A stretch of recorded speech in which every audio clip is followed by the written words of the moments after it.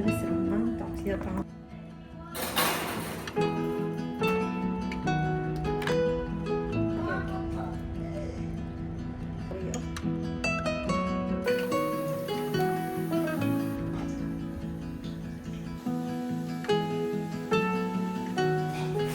يلا هات نشوفها. شوفي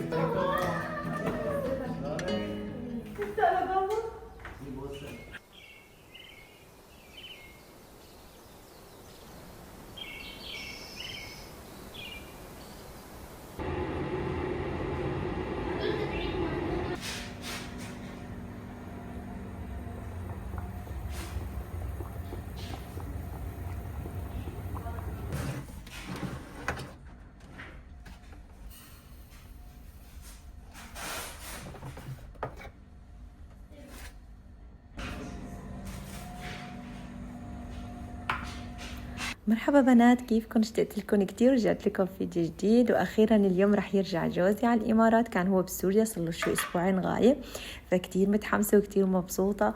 قمت رتبت البيت ونظفته وشاركتكم اياه بالستوريات، فاذا ما كنتم متابعيني تابعوني على حساباتي الفيس والانستا والسناب شات. ومو بس نظفت وعملت المحشي بالليل وجهزته مشان اطبخه الصبح، ففورا اول ما فقت حطيته على النار وبلشت اول شيء اعمله شو هي الكبه النيه، لانه كنا مشتهين عليها انا وزوجي. قلت له بس ترجع رح اعمل لك اياها ان شاء الله. اول شيء نقعت كوب برغل وحطيت فوقه كوب ونص مي سخنه، بتركه هيك 20 دقيقه، واذا تركنا اكثر كل ما كان اكثر كل ما كان احسن. هون بطوايه بقلي البصل بالزيت الزيتون بكتر، وبحط دبس بندوره ودبس فليفله، وبلش احط البهارات الملح والفلفل الاسود والبابريكا والكمون، بحركهم مع بعض وبقليهم تطلع ريحه المطبخ غير شكل. بكون جاهزين. هلا بضيفها فوق البرغل وبكون كتير سخن، لانه البرغل بكون سخن وكمان البصل وهالشغلات بتكون سخنه، فبحاول ليبرد لاقدعكه بايدي، بس بحركها بالمعلقه مشان يختلطوا مع بعض. طريقه امهاتنا، لازم نحط برغل ونعمل هيك ونعمل له مسحه مشان ينزل كل شيء زيوت وبهارات وهالشغلات. نحرك هدول المكونات مع بعض لانه سخنه كتير كتير. البرغل لساته سخن والبصل والمكونات الباقيه كمان سخنه، بس تبرد بنقدر ندعكها بايدنا. هي بتاكل زيت كتير كتير، فرجعت ضفت لها زيت زيتون وكمان دبس رمان تعطيها طعم غير شكل. وبدي اضيف فوقها بصل اخضر وبقدونس كمان اخضر مفروم ناعم اذا عندكم. انا ما عندي بصل، بس هي مع البصل الاخضر غير شكل، بس رح اضيف فوقها توم، قصدي اسفه بقدونس مفروم ناعم. شوفوا حتى لونها بيختلف لما نحط لها دبس رمان. صعب بنتظر لتبرد لحتى اضيف لها وبلش ادعكها اكثر.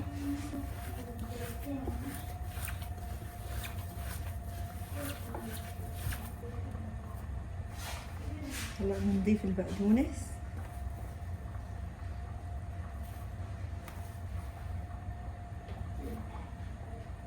وعندي كمان رمان، فقررت اضيف لها رمان تعطيها طعمه غير شكل.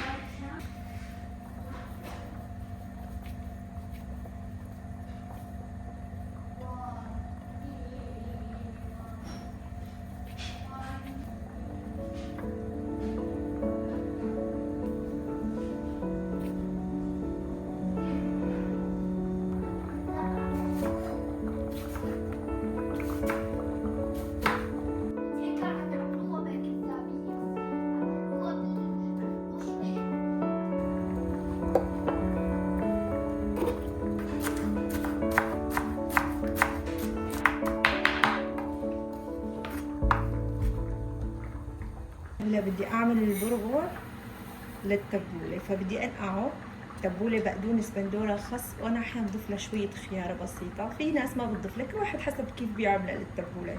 فهلا شو بدنا نضيف للبرغل؟ نضيف له ليمون، بنكتر الليمون كتير، نخليه ينتقع بالليمون لانه اصلا هي بتمتص ليمون كتيره، وزيت زيتون كمان، فهيك بننقع بهي الطريقه. كل هذا انا بحاول اضيف شويه مي سخنه شويه بسيطه، بحركها كلها مع بعض عشان كله يروح مع بعضه. هلا البرغل رح يمتصه ويصير نكهته غير شكل، فرح سكر عليها.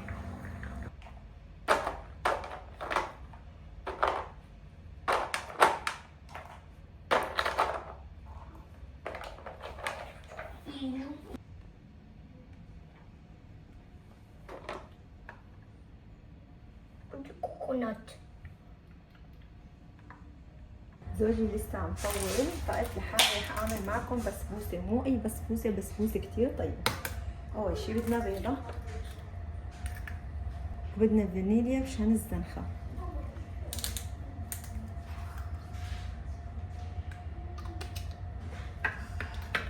كله رح نخلطه بالخفاقه اليدويه.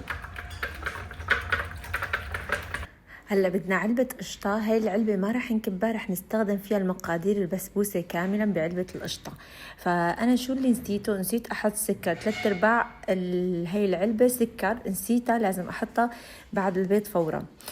دايما الواحد بيخربط وبينسى كتير شغلات. هون حطيت معلقة صغيرة بيكنج باودر، وكمان بدنا نحرك. كل ما بحط مكون بحرك، وبعدين 3/4 زيت نباتي، وكمان 3/4 بدنا نحط كمان حليب. بتكون حليب عادي وبتكون حليب بودرة أو لبن اللي بتفضلوه انتو الموجود عندكم. وأكيد علبة كمان سميد، وكمان بدنا علبة كمان جوز الهند، كتير بيعطي نكهة. فانتو ما تحطوا طاولة طحين مثل ما تكونوا شايفين. وهون آخر شي رجعت ضفت السكر لأنه تذكرته، وبلشت أحرك كتير كتير مشان يدوب السكر. هون بلشت أدهن الصينية، وبعد ما أدهنها رح أحط خليط البسبوسة ودخله على الفرن. ماما ماما ماما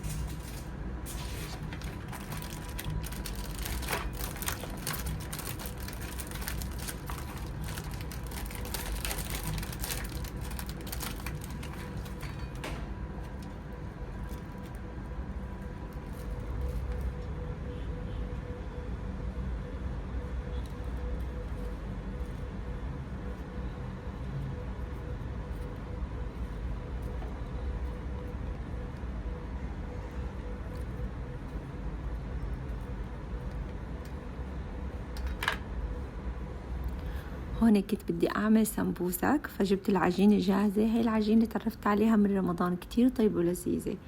فقلت لحالي بطلع على البرندة، كان الجو كتير حلو، بغير جو عن المطبخ. فطلعت قعدت وعملت السمبوسك بالجبنة الكريمية. ولما خلصت الجبنة الكريمية عملت بالقشوان، وعن جد تطلع غير شكل. فيكم تعملوها بالبطاطا، باللحمة، شو بتفضلوا، بس شوفوا ما أحلى شكلها بس بالقالب تعملوها. في اليابان بيسووا يحطوا شيء حد جواتهم، بعدين هاي بيقولوا دمبلينج هيك. أيوة طيبة؟ هيك كتير طيبة لازم. لايقية تبعت اليابان؟ لا ما هو قالت لي، هي بدأتها بس كانت هي من موروكو.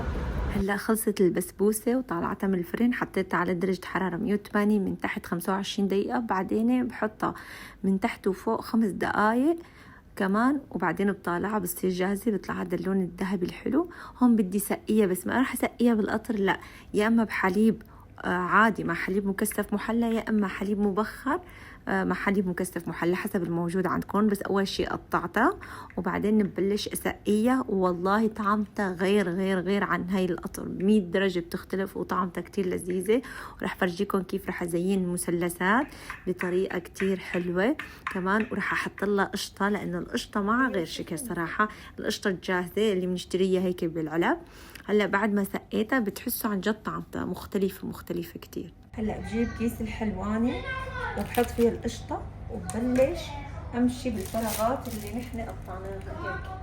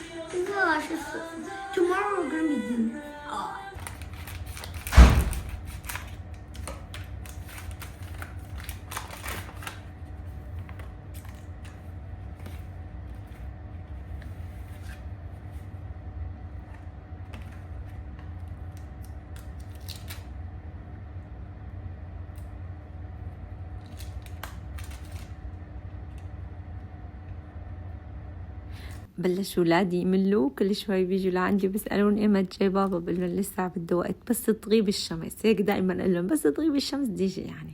بالأخير سألوا لي أي ساعة، صاروا يقعدوا ينتظروا الساعة. هون كنت بدي أعمل قوالب البيتزا. أول شي جبت عجينة البيف باستري وحطيتها بقوالب سيليكون أو أي قوالب عندكم، بعدين حطيت هيك مربعات صغار، وبعدين حطيت لها صوص البيتزا، وبعدين جبنة موزاريلا فوقها. عن جد كتير طيبة، وبتحطوها بالفرن من تحت أول شي، وبعدين بعد ما تتحمر من تحت بنحطها من فوق على درجة حرارة 180، وبتطلع معنا قوالب البيتزا كتير لذيذة وطيبة. وجربوها رح تحبوها. فيكم كمان تحطوا بدال البيتزا جبنة مع سماق، جبنة مع زعتر، يلي بتفضلوا. ما تكتري شا؟ ما بكتر. شو هاي شا؟ جبنة؟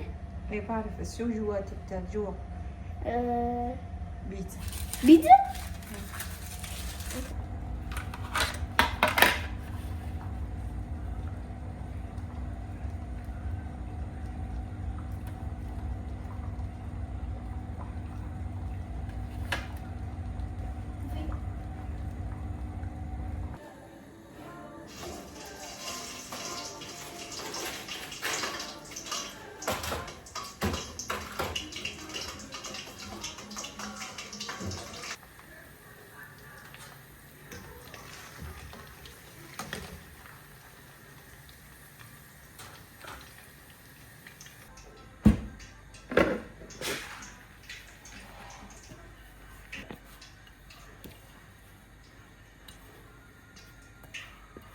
هلا قرب يجي جوزي، فبلشت اتبل التبوله، فطلعت لقيت الجاط الصغير فقلبت على جاط كبير، وهون بلشت احط البرغل وزيت الزيتون واكيد الليمون والدبس الرمان، وكلهم مع بعض بحركهم منيح وبصير جاهزه.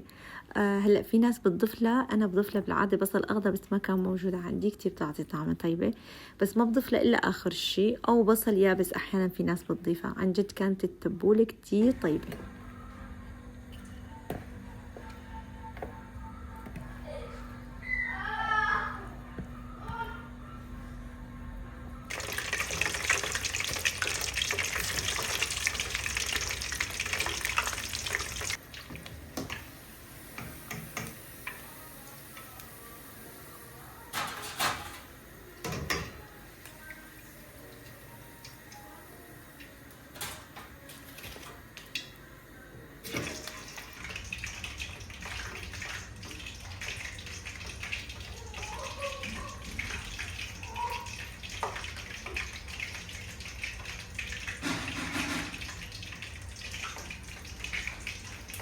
وهون محشينا صار جاهز، بلشت اصفه هيك بالجاط، وكمان بدي اشيل المرقه على جنب، لانه اذا عفنا المرقه مع المحشي بيفرط المحشي بعدين يعني، فلازم تكون المرقه لحال والمحشي لحال. لما بدكم تسخنوا بتضيفوا المرقه.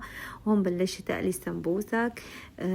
هو اخر شيء اصعب شيء، بدكم تكونكم خالصين. انا حابه اخلص قبل ما يجي جوزي، فحاولت انه خلص كل شيء يعني، والحمد لله خلصت، وهي تاخرت طيارته كمان.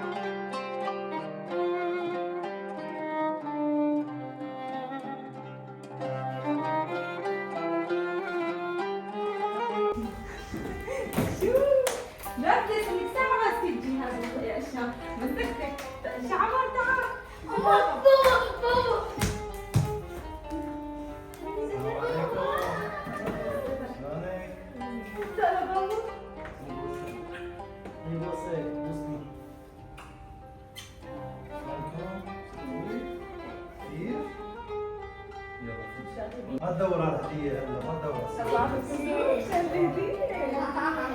يس بعد ما ناكل نسوي. اكلاتي؟ ليش معذبة حالك؟ انتبه عمر بابا. قلت اكيد نشتاق لاكلاتي. والله عملت اللي محشي انا كرشكه. بالفترة الماضية كنت عامل ريجيم بس مشان اجي افتح لك. وانا كمان عامله ريجيم. عاد طلعوا المتابعين حتى راحوا عملوا اكلات بنفسها. فشوف كنا عم نعمل معك دايت، هلا رجعنا خربنا الدايت. اوه خيشان. بسم الله. على فكره اليوم كله عملته اليوم. هاي بيتزا. بس المحشي عملته امبارحه. انا شفتك بستوريات عم تعملي محشي بس ما توقعت كل هالشيء. بسم الله. كيف لحقتي؟ مو صعب، هلا وانا داخل فتحت الموبايل ايه لقيت حدا بعت لي انه الحمد لله على السلامة، يلا حيبرد المحشي لحق حالك. الله يعطيك العافية. عذبوكي الولاد؟ اليوم ما بعرف ليش عذبوني اليوم، لانه ما ما ينفع صبر. اليوم. ما في نحكي. طلع عليها ما طلع عليها. الشتا ما بروح بلعب بغرفتهم، بيجوا بيلعبوا بالصالون، بوصفوا لي اياه، برجع بتنس، بروح لهون، برجع لهون بلاقي كل شيء الخروف. هيك اتفقنا ما في سوربريز.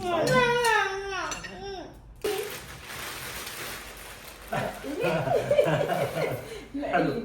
لا إلي ليش الشام تحبه؟ حلو عربي. حلو عربي. هذا الشغل السوري غير شيء. شو هون شو هون؟ جايب لي هدية؟ كمان أنا بحبها، وين شام؟ أنا بحط لك إياه بالعشبة بس جوز هند.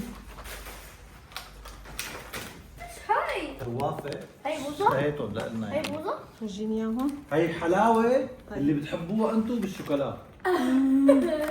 فرجيني إياها. هاي حلاوة. حلاوة بالشوكولا موجودة هون بس يعني هاي روبوت. في عنا هي لمين؟ عمر انت هي لعمر. ليجو بيساوي منه شكلين. بعمل هلا الفعفع ما شايفين. هلا بس فرطها مع وهي لشام. انا بعمل هاي. انا بسوي هاي. شو رأيك؟ حلوة؟ شوفي شو تقولوا لبابا؟ شفت روبوت. لسه في شغلات ثانية قبل الروبوت. طبعا ايش هاي؟ هدول يا رب بتعرف لازم نقصر. هي لشام وهذا لعمر ثواني. طالب المس هلا مقصر. لا بوبو؟ لا بوبو. لا بو.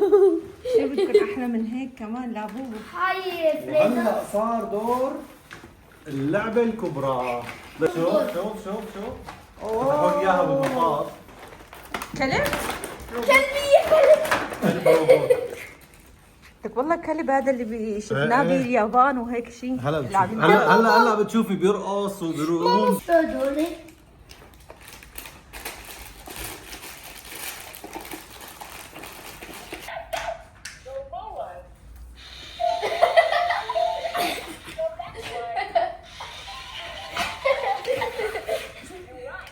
لا تمسك كذا. ما بتعمل رقصة.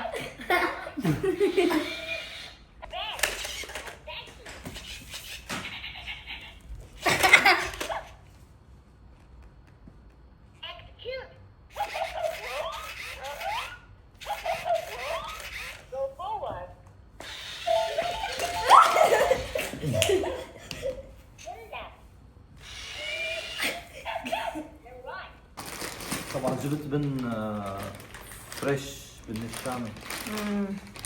الله يرزقك يا رب. نعم. وهي لشام عمر ما ورجتكم اياها كمان. عن جد؟ كمان؟ مو بيحبوا هي شو اسمها؟ هاي شيرمان. هاي هي شيرمان. الملونة وبيجي معها العاب. هي هيك بتحط فيها هي. هاي شيرمان اسمه شيرمان. شيرمان والله؟ ايه شفتها يلا خذي بالسلايد. هي لعبتين معها بيجي. تعالي خذوها يلا شو لعبتين. هاي؟ وانت هديك هاي هيك اسمه هون. شيرمان. بدي اتقل شيء؟ يلا هات نشوفها. شوفي هديك ثياب. بالله. طيب شلون بدي افتح لي اياها اشوفها. اسود، بتعرف ما عندي كثير اسود انا. ايه بس شو هاي خاطر ببالك اسود اسود؟ اكابر. ماشطة ثقيلة وحلوة. شوفي. حلو. شو اسمه؟ هي طبعا بطانة جوا وهي هيك عاملة موديل. بس شوفي قماشتها ما احلاها. حلو ايه. وهذا طبعا بتفتحي كمان ايه. شو بيعمل؟ الله يرزقك يا رب شو والله. بيعمل عبد هذا؟ حالك. بابا يلا شوف. تهني فيها. شوفي الله يهني.